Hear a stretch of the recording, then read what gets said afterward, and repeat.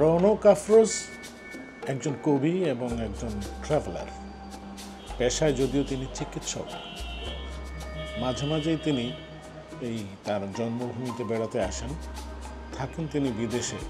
দিনাজপুরের মেয়ে Rounak Afroz Rangpur medical college থেকে MBBS পাশ করে BCS ক্যাডারের অধীনে সরকারি চাকরিতে যোগ দিয়েছিলেন এবং চাকরিরত অবস্থায় প্রিভেন্টিভ মেডিসিনে ডিপ্লোমা করেন। ওয়েস্ট ইন্ডিজের দ্বীপ সেন্ট লুসিয়ার স্বাস্থ্য মন্ত্রণালয়ের অধীনে জুনিয়র মেডিকেল অফিসারের চাকরি নিয়ে 1993 সালে বিদেশে পাড়ি দেন। সেখান থেকে 1997 সালে মার্কিন যুক্তরাষ্ট্রে অভিবাসী হন। মেডিকেল থেকে পাশ করার পর তিনি কিন্তু সরকারি চাকরি পেয়েছিলেন বাংলাদেশে, কিন্তু শুধুমাত্র বিদেশে ভ্রমণের সুযোগ পাওয়া যাবে এই আকাঙ্ক্ষা নিয়ে তিনি একসময় দেশ ছেড়ে চলে যান। এখন সেবা করছেন আমেরিকায় মানসিক রোগী। তিনি মূলত কবি। এছাড়া তিনি স্বাস্থ্য বিষয়ক মুক্ত গদ্য প্রবন্ধ লেখার পাশাপাশি প্রচুর ভ্রমণ করেন এবং নিয়মিত ভ্রমণ গদ্য লেখেন। এ পর্যন্ত তিনি 25টি দেশ ভ্রমণ করেছেন এবং তার আগামী ভ্রমণ তালিকাও বেশ দীর্ঘ। তার সাথে আমার বেশ কয়েকবার দেখা হয়েছে।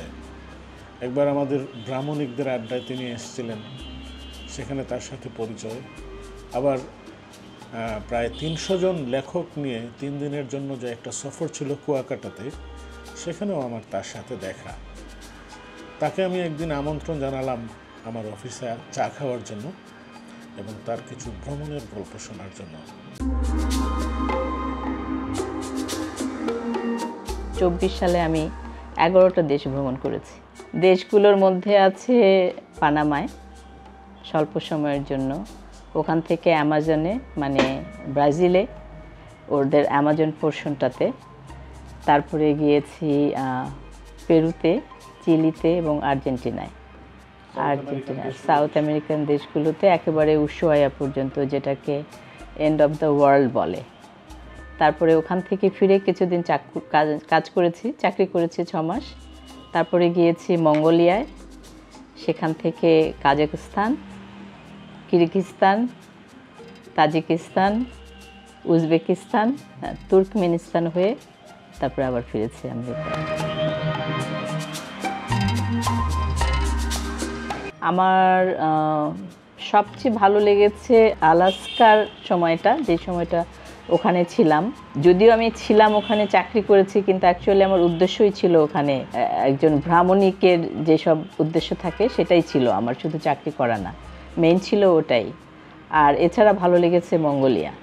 আলাস্কাতে ছিলাম 6 মাস। যদিও 6 মাসে সবটা জানা সম্ভব না, তবুও একজন ট্যুরিস্টের চাইতে আমার সুযোগটা বেশি ছিল লোকাল কালচারটা জানা, লোকাল মানুষকে জানা, তাদের জীবনযাপন পদ্ধতি অন্যদের চেয়ে কোথায় আলাদা সেটা জানা। এছাড়া যেমন গাড়ি নিয়ে যাচ্ছি, সামনে রাস্তা দিয়ে একটা ভাল্লুক পার হয়ে যাচ্ছে রাস্তা, এটা হয়তো একটা ট্যুরিস্ট পেতেও পারে, নাও পেতে পারে। তারপরে ওখানে যেমন নর্দার্ন লাইটস, এটাও লাকের ব্যাপার।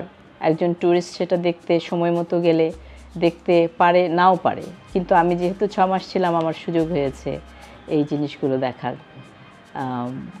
তারপরে স্যামন মাছের প্রজনন, তারপরে ডিম পাড়া, ওদের জন্ম ইতিহাস, এগুলো হয়তো ট্যুরিস্টরা দেখতে পারে না, যেটা আমি কাছে থেকে ঢুকেছি।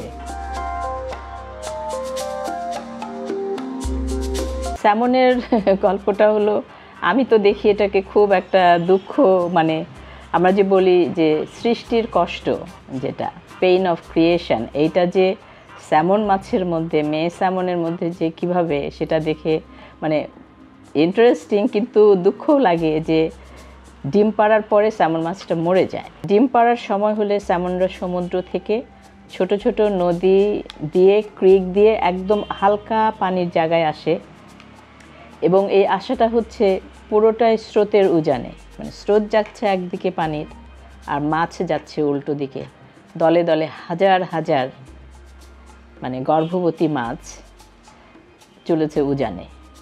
তো যেতে যেতে অনেকে, সবাই পৌঁছাতে পারে না লক্ষ্য পর্যন্ত, অনেকে পথে মারা যায়, মানে পাথরের ঠোকর খেয়ে চিলে নিয়ে যায়, ভালুক ধরে ধরে খায়, মানুষ খায় না। এইভাবে তারপরে পাথরে ঘষা খেতে খেতে নিজেই দেখেছে যে কিভাবে মাছগুলো দুর্বল হয়ে মরে যাচ্ছে বা আর পৌঁছাতে পারছে না। অনেক সময় ঢেউয়ের উজানে যাওয়ার কারণে স্রোতের বিপরীতে যেতে যেতে আবার ওই স্রোত ঠেলে ওদেরকে সমুদ্রে ফেলে দিচ্ছে। ওরা কিন্তু আর ডিম পাড়তে পারবে না, ওরা ওইখানে ওইভাবেই মারা যাবে। তো যারা সাকসেসফুলি চলে আসতে পারে ওদের নির্দিষ্ট জায়গায়, ঠিক মানে হালকা পানি, স্রোতটা ওখানে শেষ হয়েছে, পাথর আছে সুন্দর নুড়ি পাথর বিছানো, ওই পাথরের নিচে ওরা ডিম পাড়ে। ডিম পাড়ার পরে প্রতিটা স্যামন মারা যায় এবং এদের মধ্যে কোনো পুরুষ স্যামন থাকে না। এই উজানে আসার মধ্যে কিন্তু কোনো পুরুষ স্যামন থাকে না, ডিম পাড়তে শুধু এরাই আসে। যারা মাছ ওখানে কালচার করে আর কি, পিসিকালচারের যে এগুলো আছে, ওরা যেমন এই সময়ে মাছগুলোকে ধরে ডিম এক্সট্রাক্ট করে আর্টিফিশিয়ালি ফার্টিলাইজ করে যেমন মাছের চাষ করে, যে মাছগুলো আমরা বাজারে দেখি। যারা জানে তারা বুঝবেন যে ওয়াইল্ড কড স্যামন বলে একটা স্যামন পাওয়া যায়, যেটা ওই চাষ করা না, একেবারে সমুদ্র থেকে ধরে নিয়ে আসা। সেটা টেস্টও আলাদা, দামও বেশি এবং এরা ডিফারেন্ট। আর যেগুলোই কাছাকাছি আসলে ধরে সেগুলো হচ্ছে যে মানে মাঝামাঝি ক্যাটাগরির আর কি, কোয়ালিটির দিক দিয়ে। পাথরের নিচে ডিম পাড়া হলে তখন দেখা যায় যে প্রাকৃতিকভাবে পানি একটু বেড়ে যায়, তখন ওখানে পুরুষ স্যামন এসে ওই পাথরের নিচে ওখানে স্পার্ম ফেললে ওইখানে ফার্টিলাইজেশন হয় স্যামন মাছের। তারপরে কিছুদিন পাথরের নিচে ছোট ছোট পোনা মাছগুলো থাকার পরে যখন পানি নেমে যায়, এটা হয় পুরোটাই সামারের সময়, জুন জুলাই মাসে আমি দেখেছি, যখন মানে পানি আবার জোয়ারের সময় আসে তখন এই পোনা মাছগুলো আবার সমুদ্রে চলে যায়। এবং যেটা আমি জেনেছি যে খুবই ইন্টারেস্টিং, এই মাছগুলো এর মধ্যে মেয়ে মাছ যেগুলো আবার ডিম পাড়তে আসে, তারা নাকি যেখানে ওদের জন্ম হয় যেই ক্রিকে, ঠিক ওইখানেই নাকি ফিরে আসে ডিম পাড়ার জন্য এবং মৃত্যুর জন্য। মৃত্যু মাছগুলো তো ওখানে পড়ে থাকে, আমি দেখেছি, ছবিও আছে যে সার সব পড়ে আছে ল্যান্ডের উপর, ওই সময় তো পানি সরে যায়, পড়ে আছে। এবং ওরা বলে যে ওদের আলাস্কার ইকোসিস্টেম যেটা, সেটা রক্ষার জন্য নাকি এই মরা মাছের খুব দরকার আছে। এই মরা মাছগুলো কিন্তু ভালুক টালুকও খায় না, ওখানে একদম সার হয়ে মাটির সাথে মিশে যায়। এবং ওদের যে রেইন ফরেস্ট, আলাস্কার যে কয় মিলিয়ন একর যে রেইন ফরেস্ট আছে, এই রেইন ফরেস্টের নিউট্রিশনের জন্য এই স্যামন মাছের, এই মৃত স্যামন মাছের সারের খুবই দরকার। আরেকটা ফেনোমেনন ওইখানে আছে, যেটা যে ওই যে বল্ড ইগল বা অন্যান্য পাখি যে মাছ ধরে স্যামনগুলোকে নিয়ে যে খেতে তো পারে না, জঙ্গলে ফেলে দেয়।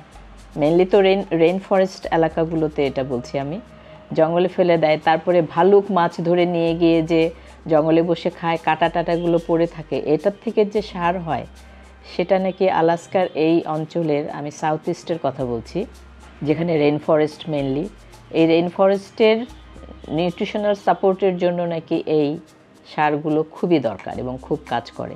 সেজন্য ওরা দেখেও বসতে এবং they don't mind actually. Salmon মাছ তো স্বাদে 5 ধরনের মাছ আছে, যেটা কিং স্যামন যেটা সবচেয়ে দামি, ওটা আমি বলবো যে সকি স্যামন যেটা আমরা সবসময় বাজারে পাই, ওটার থেকে আসলেই ডিফারেন্ট এবং দামেও যথেষ্ট মানে ডিফারেন্স। আমি তো বলবো যে বেশ এক্সপেন্সিভ মাছ, বাংলাদেশি টাকায় তো চট করে হিসাব করে বলতে পারবো না, তবে আমি বলি যেমন রেড স্ন্যাপার যদি $5 পার পাউন্ড হয়, অথবা আমাদের রুই মাছ যদি ওখানে $3 পার পাউন্ড হয়, তাহলে কিং স্যামনের দাম হচ্ছে $25 থেকে $35 পার পাউন্ড, ফ্রেশ যেটা দেখেছি আর কি, সমুদ্র থেকে ধরে নিয়ে আসা। আর বাকিগুলোর হচ্ছে ইন বিটুইন দাম, $10, $12, $15 এরকম। তবে স্যামন এক্সপেন্সিভ মাছের মধ্যেই পড়ে। আমাদের ইলিশ মাছ পাওয়া যায় বাঙালি দোকানে, আমি তো $10, $12 পর্যন্ত দেখেছি পার পাউন্ড। তবে একটা সময় কম ছিল, শেষের দিকে দেখলাম যে অনেক দাম বেড়ে গেছে। একটা ফ্রেশ কিং স্যামনের দাম তো অবশ্যই $30 থেকে $35 হবে যদি কিং স্যামন হয়।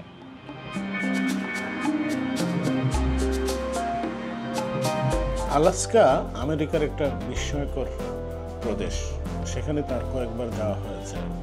আলাস্কার গল্প তিনি আমাদের শুনিয়েছিলেন।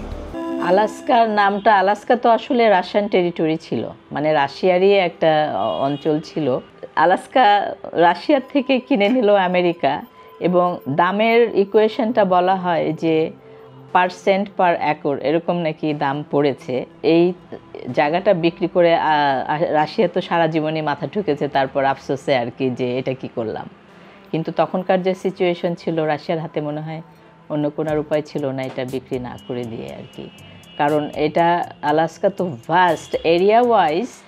আলাস্কা হচ্ছে ক্যালিফোর্নিয়া, মন্টানা, টেক্সাস, যে বিগেস্ট যে স্টেটগুলো আছে আমেরিকার, এগুলোর কম্বাইন করলেও আলাস্কার সমান না। আলাস্কা স্টিল ইজ বিগার, এত বড়।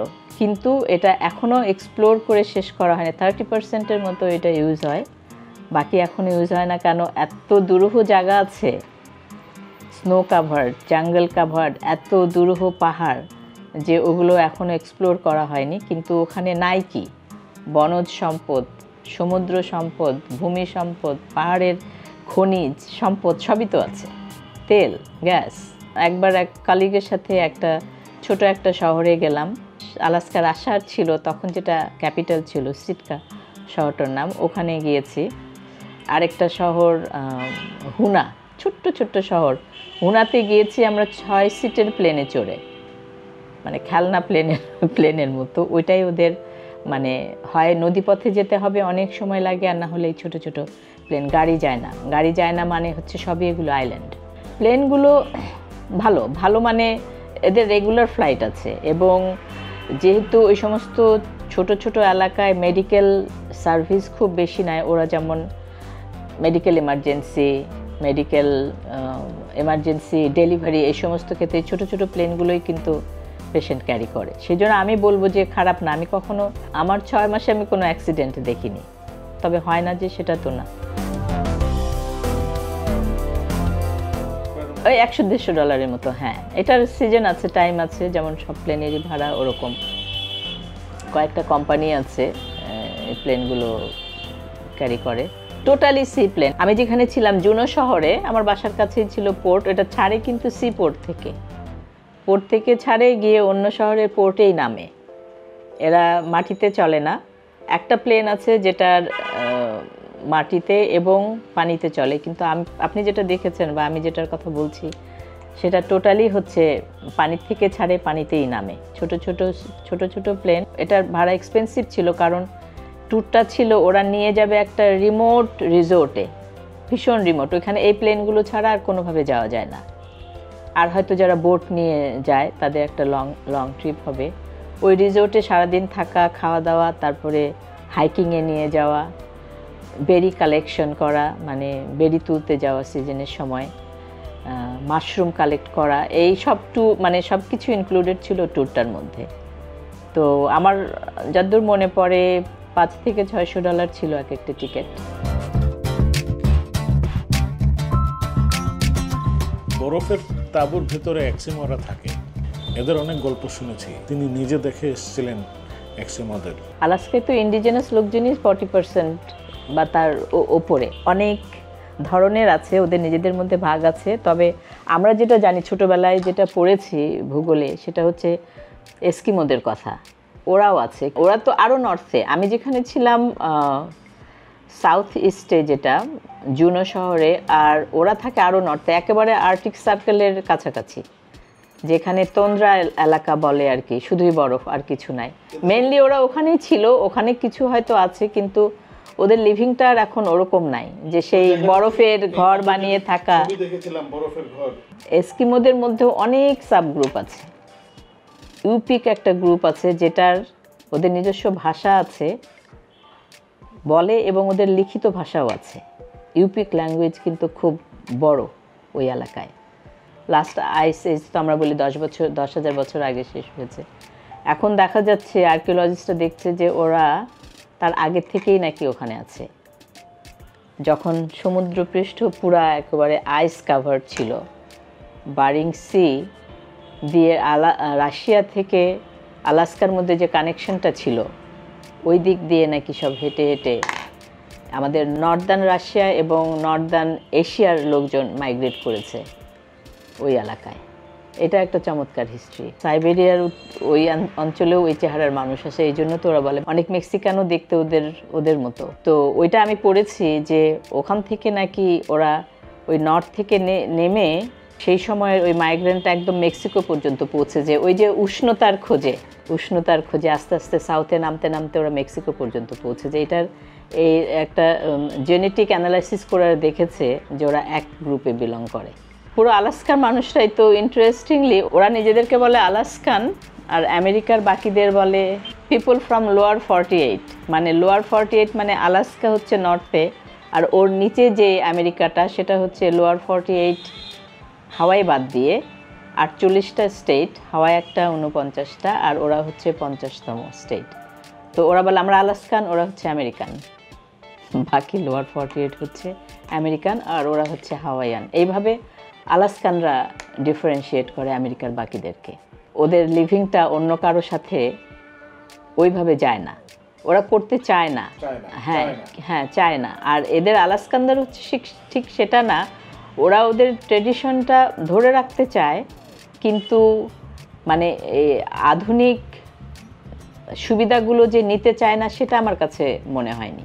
ওদের তো লিভিংটা সাবসিস্টেন্স লিভিং যেটা বলে, যে কত অল্পে বাঁচা যায়। ওদের অ্যানিম্যাল ফুড ছাড়া তো আর কিছু ছিল না, বিভিন্ন রকম, সেটা একদম ভাল্লুক থেকে শুরু করে যে সমস্ত অ্যানিম্যাল ওখানে পাওয়া যায় ওইটাই। কোথাও কোনো গাছ নাই, শাক নাই, পাতা নাই, কিচ্ছু নাই, মানে বনজ যে এটা। তো ওরা একটা অ্যানিম্যাল কিল করে খাওয়া শেষ না হলে আরেকটা অ্যানিম্যাল কিল করতো না, মানে স্টক করার যে অভ্যাসটা এটা ওদের না। ওরা মনে করে যে মানে শেষ হয়ে যাবে, রিসোর্স শেষ হয়ে গেলে যেটা হবে আর কি, সেই জন্য কনজিউম করার সাথে সাথে কনজার্ভও করতো তারা। গাছের বেরি, গাছের ফল, সমুদ্র থেকে মাছ ধরে নিয়ে আসা, সমুদ্রের অন্যান্য প্রাণী, তিমি তো ওরা অনেক খায়, ওয়ালরাস যেটা, ওইগুলি। ওদের তো কুকুর ছাড়া, যেই কুকুরগুলো ওই কোল্ড ওই ঠান্ডাটা সাস্টেন করতে পারে, ওইটাই তো শুধু ওদের অ্যানিমাল, মানে পেট অ্যানিমাল বলতে যেটা বোঝায়। এছাড়া তো আর মানে গরু ছাগল পালা তো ওদের না।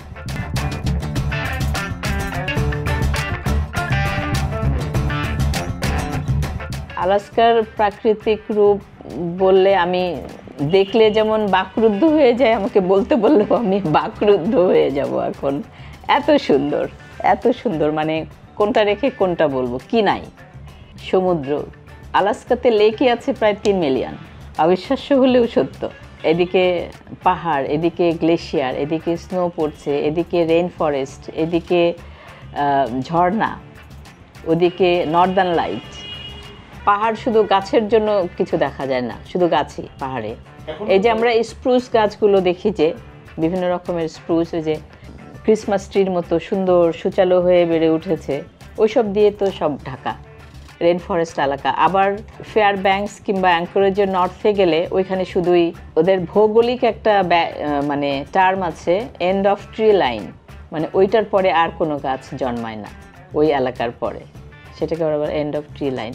ওই পর্যন্ত আমি যেতে পারিনি, যেটা একদম আর্কটিক সার্কেলের কাছাকাছি। এরপরে তার কোনো গাছ নাই। খনিক আছে অনেক, খনিজ যেটা আর কি, কপার, আয়রন, গোল্ড। একসময় তো গোল্ড রাশ ছিল, গোল্ড রাশের জন্য তো গোল্ড রাশ নিয়ে তো আলাস্কার অনেক বড় কাহিনী আছে। গোল্ড রাশ কিন্তু দুটো আছে, একটা কিন্তু ক্যালিফোর্নিয়ায় হয়েছিল, আরেকটা আলাস্কায়।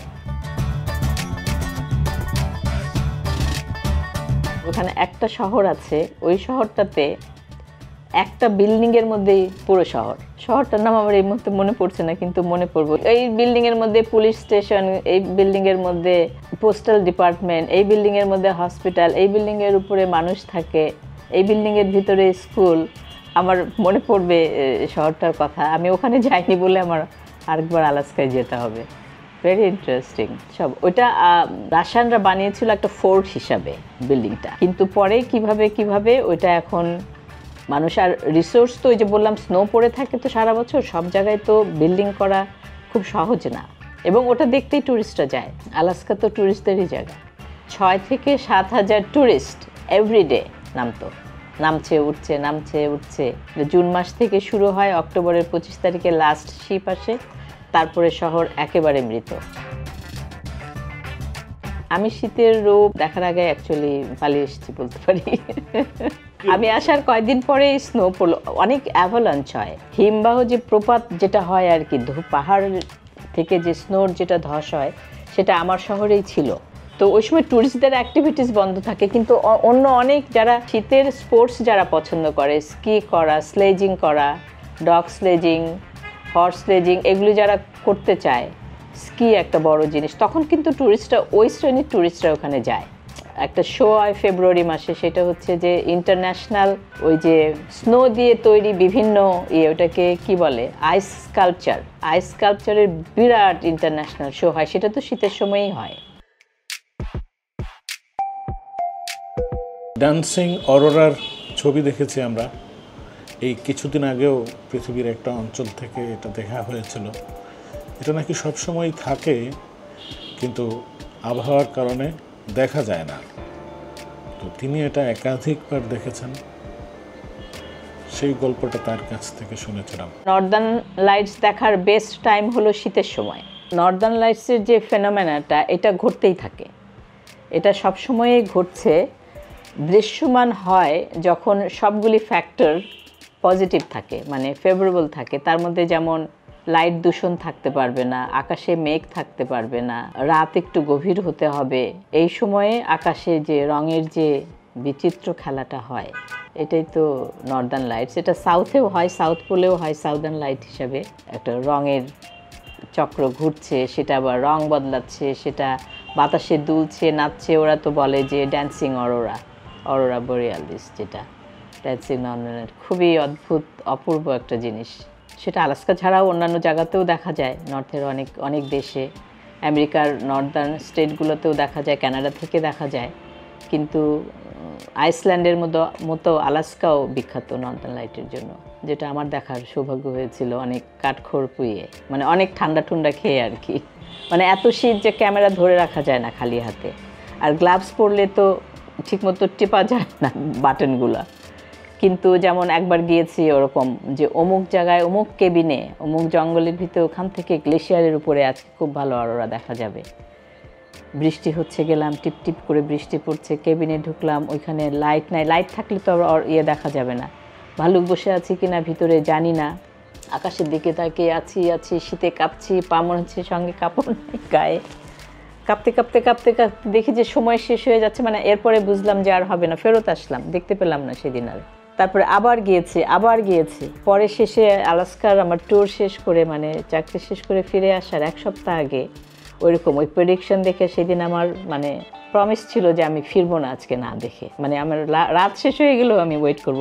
সবসময় মনে হতো যে আমি চলে আসার পরেই ওটা আসবে, মানে রংধনুর মতো অনেকটা আর কি, অল্প সময় থাকে।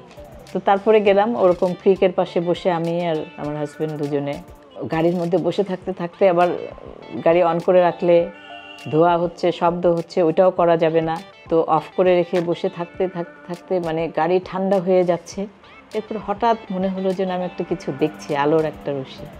সঙ্গে তো বের হয়ে ক্যামেরা নিয়ে এরকম করে দেখি যে সত্যি মানে অপূর্ব একটা, মানে মনে হচ্ছে যে নাচি ওইখানে আর কি অরোরার সাথে।